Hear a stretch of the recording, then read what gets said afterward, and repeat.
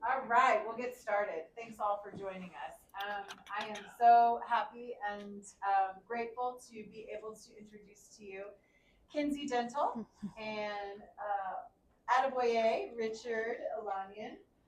Kinsey is a 2024 graduate of our EMDD program and is currently working as a social media strategist for undergraduate admissions here at Ball State. Richard is a 2020 graduate of our EMDD program and is currently working for a company called Simplicity as a UI designer, UX designer, UI UX researcher, master of all trades. Both Kinsey and Richard were exceptional students in our EMDD program. And for that reason, we invited them both to come back. They're representing their classes. So the speaker series, I don't know if anyone has told you this, but these speakers that we're bringing back is one from each graduating class over the last 10 years of EMDD. So Ryan, who was here, was that last week? 2 weeks ago? Oh, time is just flying by. Ryan was a member of our very first graduating class of EMDD, so it was kind of apropos that he was. No, it is only a week ago. Sorry. It was last week, right? We're not all crazy. Yeah, you're the one who's crazy. So anyway, again, thank you both for being here. It is really, really meaningful to us to have you here, and we're just grateful that you're coming back and giving back to the EMDD program, and we're just so proud of you. Happy to have you.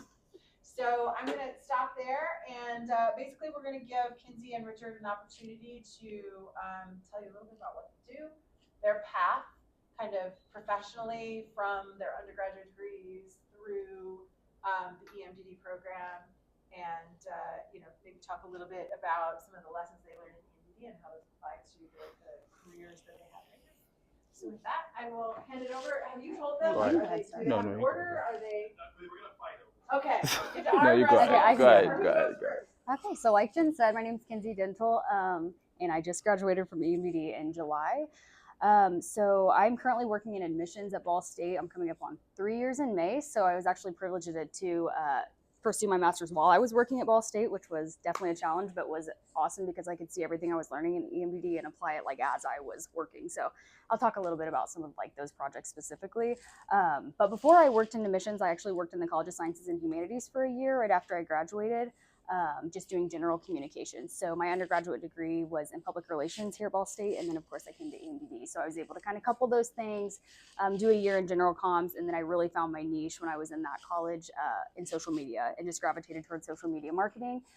So now in admissions, we've expanded our team quite a bit. I work with student videographers. I have 3 student videographers I work with, and then a group of student content creators. Kelsey was actually one of the student videographers that worked with us for about 1.5 years, 2 years when she was in undergrad. So we certainly miss having her, but I work with a lot of students, have a lot of awesome opportunities to do video management, social media, all kinds of things, and certainly some projects outside of that realm as well. But, yeah. Awesome. Nice. My name is Richard. I started out as a journalism and communications major at a small school in like not East Iowa. I was mostly working I was a student engineer for like live streaming station for my undergrad school. So I was mostly video production and stuff. So because it was a journalism school, I had to take graphic design classes, and that's when I started designing basically. And so once I got done with undergrad, I had to decide on what I was going to do, and so I decided to, come to EMDD because at that time, I was designing a lot, and I needed somewhere I could, do my design and also like, figure out, what next. So I needed something interdisciplinary, and so that's why I came to EMDD, 2014, and 2014, 2 years, did a lot of projects, worked on David Letterman, while EMDD, did wrote papers as well. I don't know if Jen can remember, but actually wrote a paper for ATI, and did my thesis, and then I started working for a company out in DC. Worked mostly with international development, World Bank, FEMA, natural disasters and stuff like that, and then moved over to Simplicity, where I work as a UX designer, but more so just across the spectrum with research, prototyping, UI design, UX design, across that, and that's what I've been doing for 2022. So yeah, after I graduated in 2020, worked for this other company for a year, and then I moved to Simplicity. So yeah, that's it. Do you want us to just keep talking about Yeah. anything? Okay. Yeah, so Kinsey, if you could maybe start by telling us a little bit about how you first started at Ball State, because you were already a Ball State employee when you started the EMDD program. Yeah. And so I think it would be great to get a little bit of sense of kind of how you landed that first job at Ball State, or the job that you have now. And then in that context, maybe talk a little bit about your time at EMDD and how that's informed what you do. Yeah, awesome.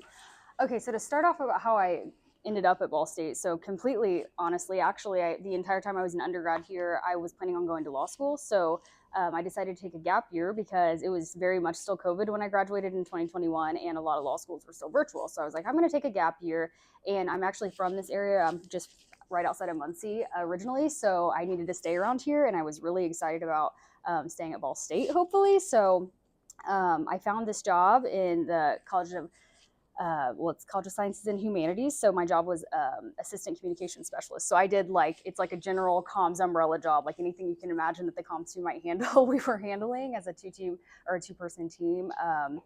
And so really, I was really excited about getting it. I was really passionate about working in comms for the year that before I thought I was going to go to law school. And actually, I fell in love with it so much while I was there that I decided I didn't want to go to law school at all and wanted to pursue my master's. So I don't have a great answer for how I got that job, other than I know I was super passionate, and I put together like a portfolio website. I put together all kinds of things, did projects on my own that I could show when I was applying for jobs that weren't necessarily school assignments, but I just wanted to kind of put together to show my abilities. But yeah, once I got there, like I mentioned, I really found like a passion for social media. I was like obviously fresh out of college, and the team was more focused on like print design and different things like that. So social media kind of naturally just became something that was put on my plate, and I kind of took ownership of that and fell in love with,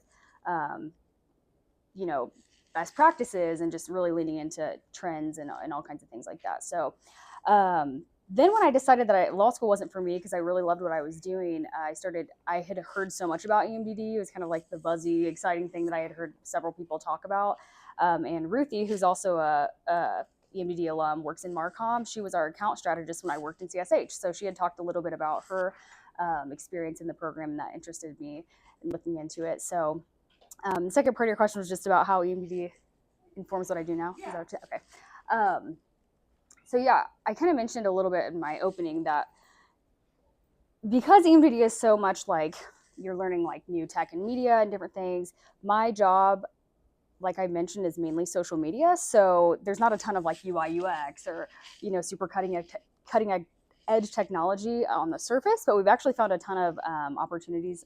I mentioned to Kelsey, a great example is we did an AR Charlie Cardinal for photos, and I am by no means an AR expert, but because of EMDD and taking classes with Josh Fisher, I had an idea where to start. So that was a project that I managed, worked with Digital Core, and we created an AR Charlie it goes out to any student who's admitted so they can take a picture of Charlie Cardinal at home. I have a ton of examples, and I can kind of show you pictures of that process. Kelsey was part of this. We actually filmed Charlie Cardinal in the suit with like 4 videographers very slowly, and then they took it into Blender and actually built out a model. So definitely I'm not an expert in that field, but I knew enough about what the possibilities were and where we needed to start. That was an awesome project I was able to manage. So I would say something huge for me is not necessarily a hard skill, but just the way that EMDD shaped the way that I approach challenges it totally changed for me. So in admissions, and I'm sure like in many other jobs, we're essentially selling the Ball State experience, and we are very repetitive. We're telling them apply, confirm, file your FAFSA. So it can get very boring and repetitive. So we really have to innovate to keep our audience engaged. And so EMDD has really helped me approach those challenges and find new and exciting ways to keep an audience engaged where they otherwise are just hearing the same thing, not only from us, but from several other universities who are competing for their attention. Yeah. Wow, that's cool. For me, Ball State was back in undergrad while I was working as a production engineer for like live streaming sport. A professor of mine back then was concerned about like the audience that we had and how to capture that audience. So he came up with this idea of like building a mobile app for just for the live streaming station. And so I was working closely with him, and that was actually my first experience with using my design skills in a digital way. And I had no ideas about like mobile application and things like that. So when that happened, that was my second year undergrad. When that happened, I knew that okay, I'm because yeah, I started with graphic design, but I knew that it wasn't just going to be graphic design for the most part for me, especially since I already was able to use those skills to actually work on this application that we launched, got people to download it and things like that. So when I was done in undergrad, I was looking for a program that was going to allow me to do more of that kind of stuff, right? So take my design skills and push it further, like just beyond, because I had the basic foundational design skills. My GA was at SPA, so I would like, design research magazines, write stories and things like that. So I had those skills at that point, but I wanted to do more with my design skills, and that's why I came to EMDD because of that interdisciplinary nature of the program. I worked with a bunch of, especially my class, very, very wide set of, skill set. People, remember, I had colleagues, classmates from English, classmates from different areas, and we worked on very, very interesting projects. And I think that's one thing. My path has not been straightforward in terms of getting from I never knew I wanted to always do UI UX. It's just been um, a situation of connecting dots and finding ways by which applying what skills I have to problems I'm trying to solve. And that was what happened in undergrad. So it was trying to get an engaged audience for our live streaming station, created an app that solved the problem. EMDD also allowed me to do that with like, development projects, writing papers on AR, and game design and things like that. And so that's been a big thing for me with like EMDD design. And even now, as a UX designer, I work mostly on edtech products. So I work on products for students and campuses, from career services all the way to disability services, and that ability to empathize with students and understand what it takes to be in a certain position on campus and trying to get we design job boards and things like that, and understanding what students actually need and designing for that kind of experience. That is something that can you get from a program like this, is that ability to see the different areas and see different perspectives and not just looking at it head on as just a design and things and stuff like that. So yeah, I think that's how I use my experience today. And just more so because you do a lot of group projects in EMDD. So product teams are group projects. It's just on a larger scale. You're working with things that cost money now. That's what product teams are, and you do that already in EMDD. So that experience also carries over, to like when you work for a company as a UX designer, most times you're not working alone. You're working with a developer, working with a QA person, quality assurance, a quality engineer. You're also working with a product manager, a project manager as well, to get product out. So like all those experiences from working with different people taking on different roles from EMDD. We had that like my second year project as well, and that those experiences also carry over as well. Yeah. So I wonder if you could each talk a little bit about like what an average day is like for you, and I would think about that in the context of both the stuff that's regular everyday Yeah. kind of things, and also maybe some of your favorite projects. Yeah. Over the last couple of years, maybe talk about some things that you're proud of, and maybe give us a little insight into what your day to day is like. Yeah, I can start. So, like I've mentioned a few times now, my job title is social media strategist. So most of the time, the ins and outs of my day are managing video projects that have to do with social media. Like I said, I manage a team of student content creators, which are different than videographers. They're mostly filming TikToks, doing lip syncs, all of that stuff I have to put together, add text to, send through for review. So it's a lot of back end like review process, sending stuff through for approvals, drafting things, researching other colleges, things like that. But the things that I have the most fun doing are actually the offshoot projects. So I'm almost always doing some kind of project that's outside of the social media realm. And a couple actually came to mind while Richard was talking that have like a lot to do with EMDD. So I'm actually super lucky to work with another EMDD grad on my comms team, which is just when we put our heads together, it's like magic happens. Her name's Sammy Hensley, and she was a 2023 grad from EMDD, and she is like super UI UX focused. So for example, she is always like reworking our web pages and things like that. So we actually partnered up just this past fall to redo our campus visit experience. So she and I overhauled our campus visit presentation that all campus visitors see, and also came up with some new ways to engage visitors on campus events. So for example, we have students who visit Bruce Hall and come to preview days, and they're just sitting in the auditorium. And we're like, what are ways that we can engage those students and kind of get them, awake and excited for the day while they're visiting? So we're really thinking of the holistic experience from the time they get here and until the time that they leave. So, for example, we have trivia where they're texting answers and they're running out to the lobby to get prizes, and that's been super popular over our last 4 preview days. And that was something that Sammy and I put together, very much inspired by our EMDD mindset and user experience. So. Yeah, that's a great way that pops in as well. But aside from my day-to-day, I'm always working on a project like that. It's kind of outside of the realm of, definitely outside of the realm of social media and kind of just more general comms. And they definitely lean into Sammy and I's expertise. They know that we got from EMDD. They're referencing that. Our leadership in our office are always like, I know you guys did this kind of stuff. Would this be something you guys could run with?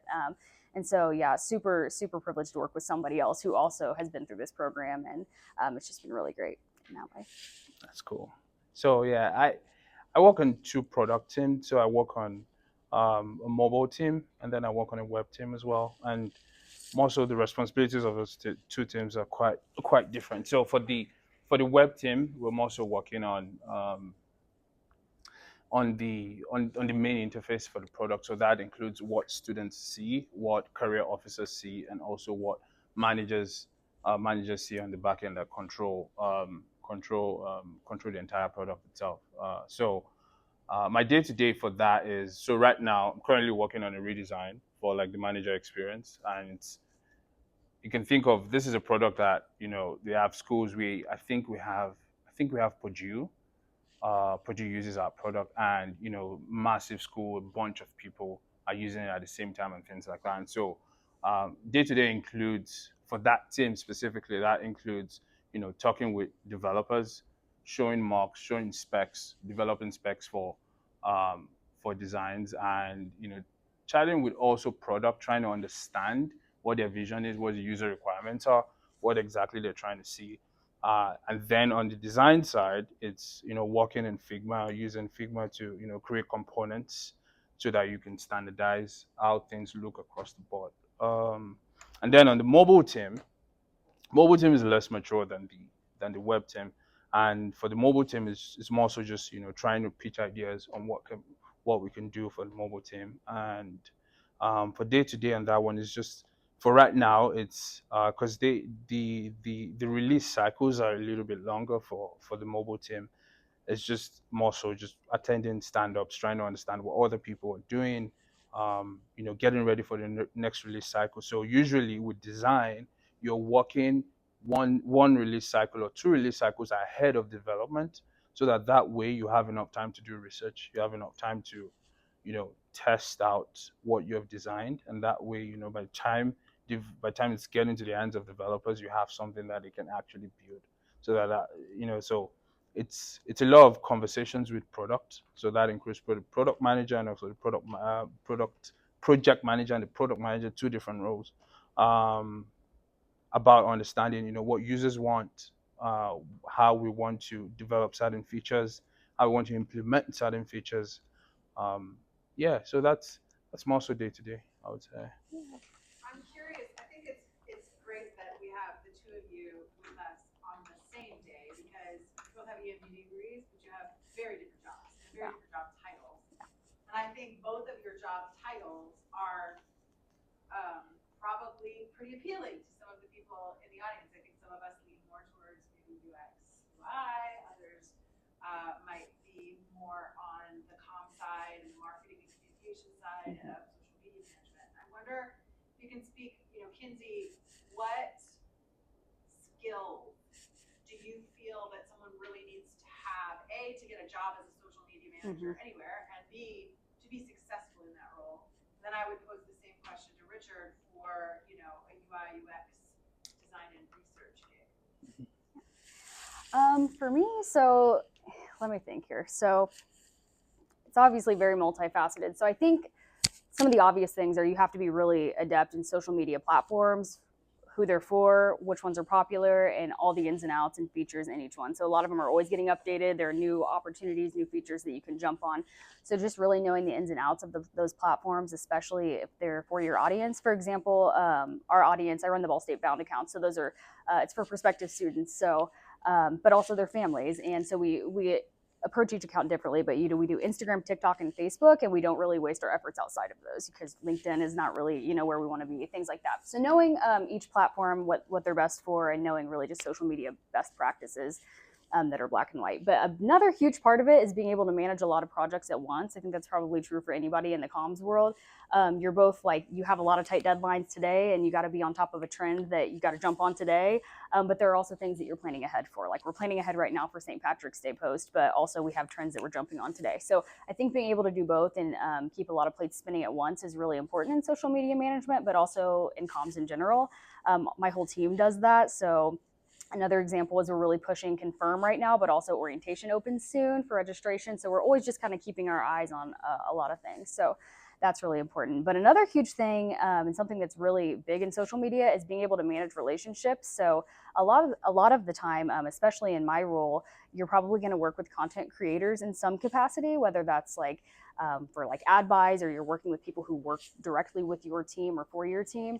But being able to be personable and manage relationships, but also manage the work and the expectations. So for example, we have students who make content for us, but we have certain guidelines and branding rules to follow. But also if we work with like housing or dining, they have rules that we have to make sure these students are following, just for example. So being able to manage projects, being able to manage people, but also your relationship with those people, and is a huge part of my job, and I think a huge part of social media management in general.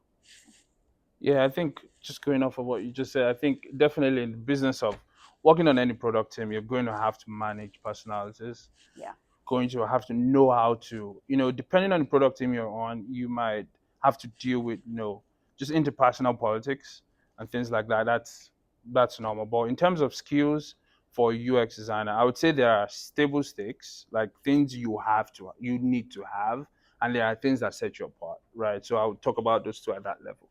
So for like table stakes, I would just say like your visual design skills have to be 100%. Just high candy stuff, like just basic typography, color, alignment, all those basic graphic design things that you learn in graphic design 101, or like, basic graphic design skills have to be there. Same thing with, experience design skills as well, understanding, just the psychology of how users use products, how people move when people see things, what they see and stuff like that. Just perception wise, understanding the science behind that. That is also something that's something you need to bring to the table as a UX designer, I would say. I think a product mindset too is very important, and training your eye and the way you think about seeing problems and converting those into potential solutions, digital solutions. That is also something that you're going to need a lot, because product is going to come to you with a problem, not, oh, we want, most times they might come to you with a feature about a problem they have, but the feature does not necessarily match what the problem is, right? So you have to sort of help them see how that problem can be solved in this way, in a better way. So you need a product mindset of you being able to own a problem and create a solution that works for the audience, of the users for that product. That's very important. So that's like table stakes. Those are stuff that are like, normie designers will have, right? So now above that is, I would say, you have things that set you apart. So I would say people that are like 0 to 1 designers. So in the sense that you're working on a product team that is just coming up with an idea, like maybe a startup, and you are able to help that product team. You have the skills and the maturity of a UX designer to be able to take an idea from research all the way to almost code with like high fidelity prototypes. that is like, that's the next level. That's someone that is so indispensable. You can fit into any team. You can work on any product, right? You can work on any product team. That sets you apart because you can you can talk to users, you can talk to product, you can also talk to development. Those are sort of like all your key connections that you have to manage to actually get users to use your product. So I think, and in addition to that, I also think, being able to prototype at a very high fidelity will also set you apart now. And it's getting easier with AI now to be able to do that as a designer. You still have to understand how code works to a certain extent, but with AI tools, a lot of tools you can use to be able to take an idea from your head and get it in front, because you're on Zoom, you're in person. It's very hard to describe, oh yeah, the screen is going to look like this and like this. You put it in someone's hand, the feedback you get is completely different than if you're describing, so yeah, once you click on this, no, that doesn't work for the most part. Get it into someone's hand. So a designer that can do that, you go from an idea all the way to an actual thing that works. Money.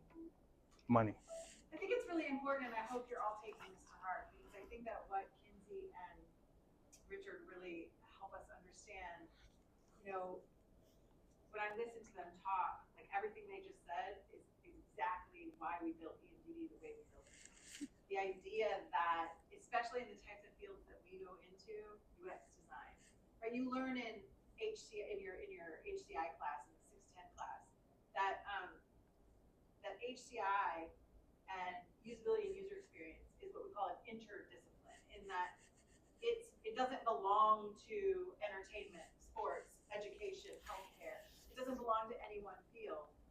And so we ask the question a lot, like, is it its own field, or is it somehow part of all these other fields? And so the reason I'm saying this is because I think what Kinsey and Richard are demonstrating for us is that the whole point of EMDD, the interdisciplinary, the project work, the fact that we are layering these skills of design thinking, usability, user experience, transmedia storytelling on top of whatever your undergraduate or other professional background is, means that you can now take all of that and put it together and then go out into a field. And not only do you have the usability and user experience, design and research expertise, or the transmedia storytelling expertise, or the design thinking expertise, but you also have some expertise in whatever it is, marketing, PR, animal science, all of the different backgrounds that we bring to this. And so I think it's both about recognizing the value in that, but also getting really good, I think, as Richard points out, of being able to articulate that. So when you go into a job interview, when you go into a new position, that you're making sure that you're marketing yourself as somebody who has this sort of interweaved, multifaceted expertise. And as Richard said, you become really invaluable. I'll tell you, I'm only like a part-time consultant at Good Maps, and they tell me all the time that I'm one of the most valuable employees they have. Even though I'm not a full-time employee, I'm not a benefits employee, I'm not even there 40 hours a week. There are whole weeks where I go by and I don't have any interaction with Good Maps. Though the reason that I am one of their most valuable employees is because I'm an educator. So I know I bring that sort of educator's perspective into what I do with them. So for example, last summer I built a whole curriculum for people who are blind and visually impaired to learn indoor navigation skills using their app. They could have never done that curriculum without me, because they don't have anybody inherently on their team who's like an education specialist. I also have a background in usability and user experience, so I can do UX design. I can also do UX research for them. I also run a media design and development program, and I have a background as a graphic designer, so I can advise. Their UI designer is very young. He's like early 20s, very talented, but he's very early in his career. So they ask me from time to time to manage him, because they don't have anybody else who can. And then, because I have 25 years of experience, I also have a lot of interactions with the executive team. They come to me and ask me to be part of those executive conversations. And I tell you all of this because, yes, I built all of that over a 25-year career, but you guys are building some of that interdisciplinarity and some of that multifaceted skills faster than I ever did, because of the work that you're doing so I think that, again, Kinsey and Richard are really good examples of that. And I think, really take to heart this notion of getting good at articulating how all of the skills that you have contribute to, what you're able to do professionally. Mm-hmm. And so I would transition. My next question for you both is, can you talk to us a little bit about what are some misconceptions about your job and what you do? Because there's a very specific reason I asked that question. Often, as media professionals and designers, and I know probably everybody in this room can like nod your head with me, right? When you're working with people who don't know how to do videos, or don't know how to do web design, or don't know how to do social media, there's almost this, and it's not their fault, right? They don't know what they don't know. But have you ever tried working with somebody who thinks you just wave your magic video wand and poof, there's a 3-minute video that's perfectly produced and beautiful? They don't understand that it doesn't take 3 minutes to make a 3-minute video. In fact, it takes weeks to make a 3-minute video because you have to write the script, you have to storyboard it, you have to do the interviews, you have to shoot all B-roll, then you have to sit down, you have to edit it all together. And that production work is quite involved and requires writing skills, editing skills, visual skills, right? And so I think often when you're in a job like yours, Kinsey's already I have so many examples. what are some of the misconceptions or kind of that tension that you might have to battle in the field? And then how do you handle it when there is that sort of like a manager is telling you, I don't understand why you can't have this video by 5 o'clock today, and you're like, are you kidding me? Right. How do you manage those misconceptions? Yeah, so actually coming right off of what you said, funny enough, we're working on a video project right now at work.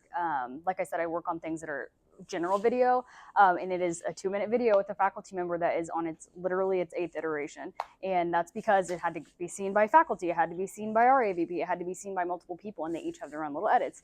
And so it is a huge part. And I think the biggest thing is not taking it personally and being able to articulate where you're coming from, what's possible, and being really clear about expectations up front. Kelsey knows a lot of the time we have really quick turnarounds in our office, and sometimes we do have to manage people's expectations, but also understand what's priority and what isn't. So being able to reprioritize on a dime is really, really important. But getting back to the misconceptions piece, social media, I think, is really famously, a lot of people deem like the social media girl, like you're just running around with a little camera and a selfie stick. Like it's not at all that, not at all that.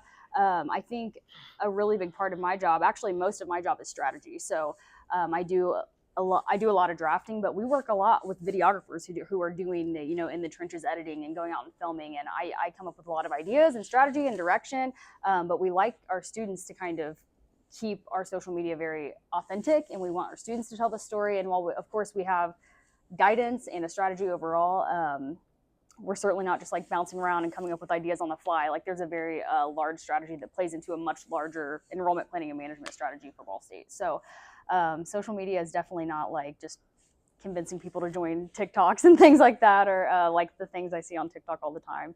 The social media girl running around a workplace and like convincing people to do TikToks. I never have done that since I've been, well, maybe a couple times. Do you ever find, Kinsey, a challenge in helping either colleagues or even probably more so like the higher ups? Yep. Helping them understand what strategy means in the context of social media? Yeah, and I think even more than that, even just the value of social media. So in my previous job, social media was not something that they had even explored yet. So I really had to sell the idea of why it's important, especially if you're trying to reach prospective students and current students. We should probably channel our energy a little more into social media than a poster design that's going in the hallway, and why. And being able to communicate that in a way that's really empathetic and understanding why people might be coming from that point of view. So I'll be honest and say social media can be an uphill battle, and sometimes it can feel a little bit like, demeaning toward what you do and your craft, because people do tend to equate it to like an easy job or a fun job. And while it certainly, yes, right, yes, exactly. So in my current job, I've been really lucky that leadership really pours a lot into social media, and they understand the value. So that hasn't been an uphill battle for me, but certainly we've faced things where it's like, just whip something out, and it's like, well, hold on, that's going to be a lot. So I think the biggest thing when you run into something like that is being able to really communicate why or when, or just being really clear about that from the jump. And then, like I said, being really empathetic and meeting people where they are so that there's not as much friction. So that's been my experience.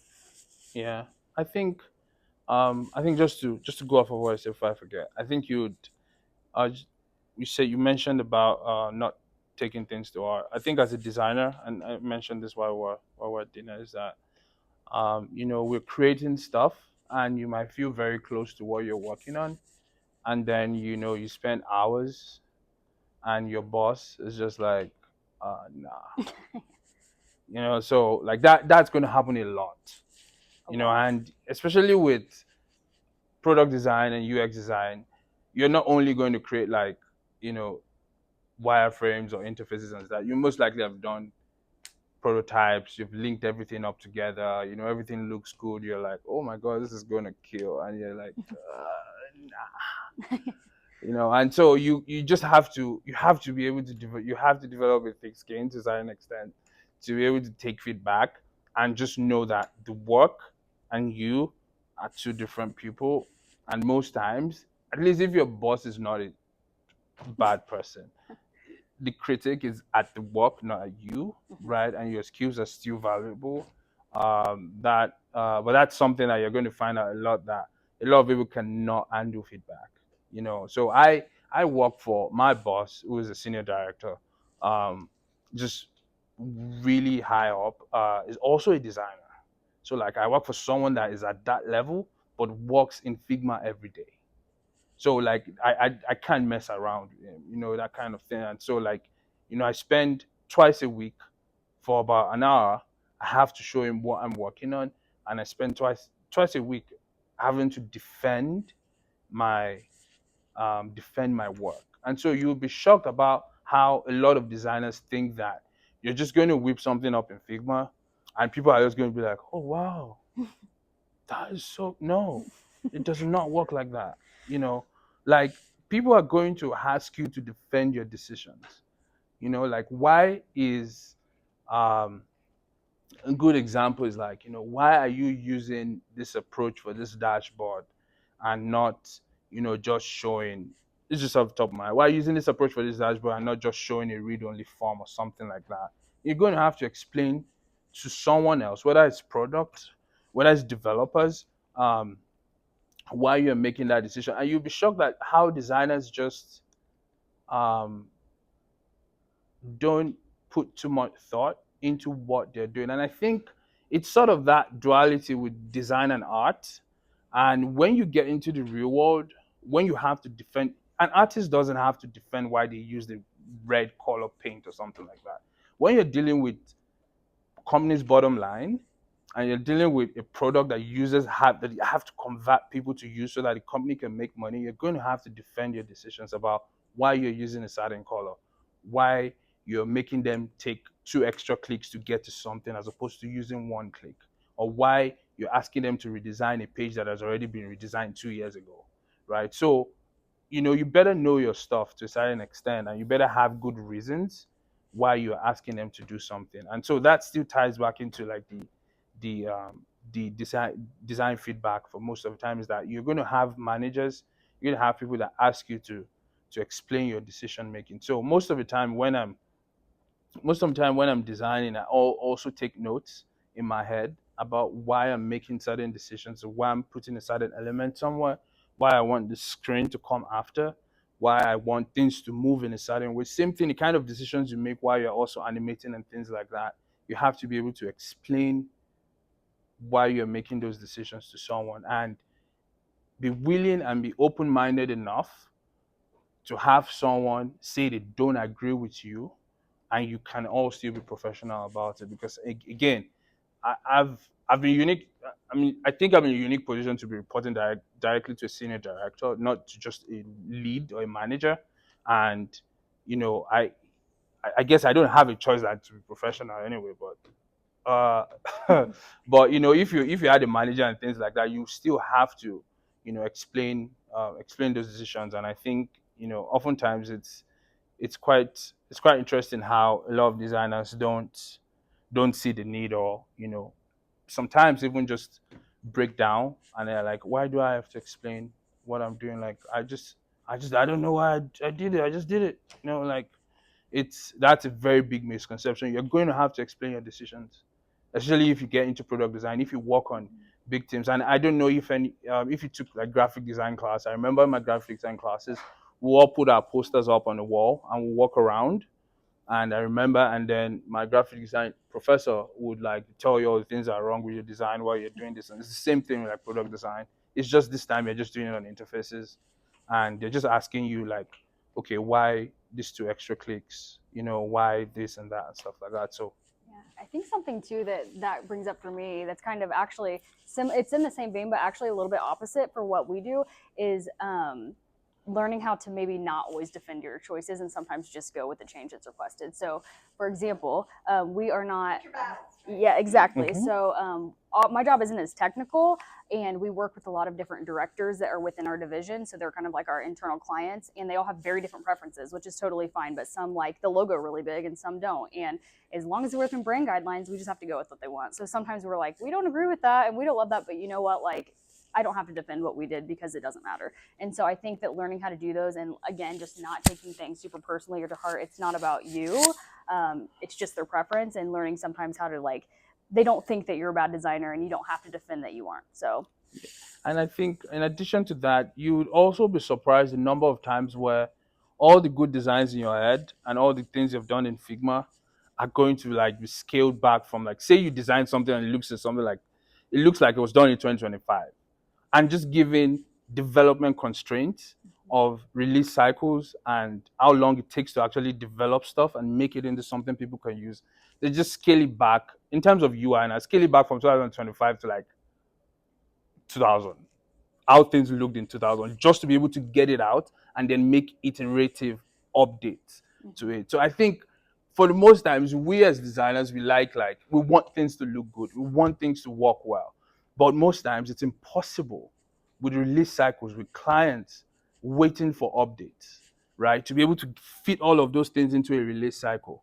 Like you have limited number of developers that can work on a UI that you have designed. So sometimes you have to pare stuff back just to be able to get out the bare minimum, bare bones, and then iteratively, improve upon it as you go. So that always, I still have to I've taken hours working in Figma and like designing stuff, and then I get to my manager and he's like, "Yeah, that looks really good, boy. You know what? Can you just create another slide and like just take this out, and we'll just do." Like, bro, I just spent. Are you kidding? And then the thing looks like, but that's just the constraints that you have. There are a lot more constraints than you do. Yeah, you have a lot more constraints when you're working than you have in like a group project. And it's understandable that you're working on a group project. Sometimes you have the whole semester to work on it, but constraints. My development cycles are 2 weeks, right? So a lot of the times you can't fit everything into those 2 weeks. So sometimes, then the release cycle is like sometimes it's 2 months, 3 months. You still cannot fit a lot of the things that I want. I want the product to look a certain way. I want things to work a certain way. And, a lot of those things get stripped. And you just have to accept that and understand that, we'll come back around to it and we'll make iterative changes as we go along. So as you guys have been talking, I hear some key pieces of advice. One is being flexible, right? Choose your battles. You can't dig your heels in on every time somebody disagrees with something you've done and fight, because first of all, you will be miserable. Yeah. Second of all, you will make your colleagues and your supervisors miserable. Correct. Right? So you have to get good at being flexible. You have to sometimes, as Kinsey says, just make the change. Yeah. Right? Like it's at the end of the day, you can disagree with it, but sometimes you just have to do work. I also hear be able to articulate why you've done what you've done. Try to practice that skill set and that ability to collaborate with others. I will end with my very last question, and then I'll open it up to questions from the audience, so you guys can think about what questions you might have as we get through this last question. What other advice? Any other tips as an EMDD graduate? Maybe it relates to something you learned in the program that you want to highlight for them, or something that you have experienced professionally that would help them. Maybe it's about getting a job, keeping a job, building a career, any other advice you might have for students? Yeah, I can. You can go ahead and Okay. start. Yeah. So everything you mentioned, I probably could give you one advice about it, but stuff. I'll start with EMDD.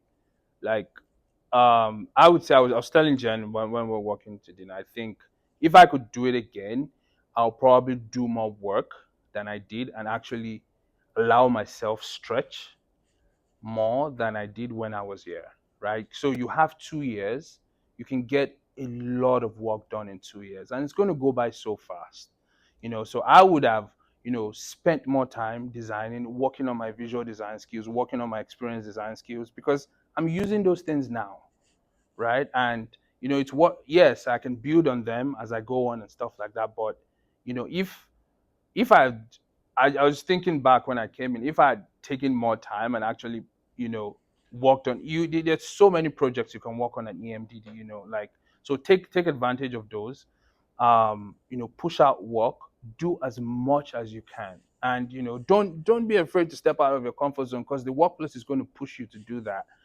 so if you have that opportunity to like work on things that you've never worked on before, whether it's AR or it's VR, whatever it is, you never know where that experience might be useful. So I would, if I could do it all over again, I would definitely like do more things and experience more things, and not just like limit myself, because I'm very design heavy, and so I just focused on a lot of like the design work and stuff like that. I would have taken more opportunities to do more things, and I think you have this very very beautiful program that allows you to do experience a lot of things, and I would do more of those things if I could do it again. That's on EMDD. On getting a job, I would say it's a numbers game. Apply as much and as wide as you can. There's no other way to do it. Like, at when I graduated in 2020, it was the height of COVID. It was right like when COVID started, and it was, we're just applying online and stuff like that. I was telling someone there was a point where I wasn't aware of who I was speaking to. I had applied so much and was on the phone so much, I didn't even know the company I was speaking to, right? So, if it's, and it's a little bit different because I'm an international student as well. So I actually needed to get a job, so, but that was the zeal, and that was how I approached it, was that I just had to apply as much as I can't even remember, probably north of like 200, right? So you have to apply to as much as you can. You just need one. You just need one, and it's even harder now, for entry level, and that's the reason the bar just keeps going up. That stuff. Staying on the job, it's the way you do something is the way you do everything. Get your work done, deliver stuff, improve, stay open minded. One of the things with EMDD also is that it teaches you, try as much as possible if you can understand how you learn and how you learn fast in EMDD. When you're picking up skills, figure out a master a way how you learn personally, because you're going to need to learn a lot of things on the job, right? You're going to need to learn a lot of tools, a lot of product, a lot of processes on the job, and that's going to be very important. So if you have not figured out the best way that you learn personally, you're going to use that, because times are changing, things are changing. Things that are required of designers to do when I started in 2020 is completely different from what I'm doing now in 2025. And so I've needed to learn new things. I've needed to understand how things work. I've needed to figure out how to be more valuable to my team. So yeah, I think those are, on those 3 points. That's what I would say.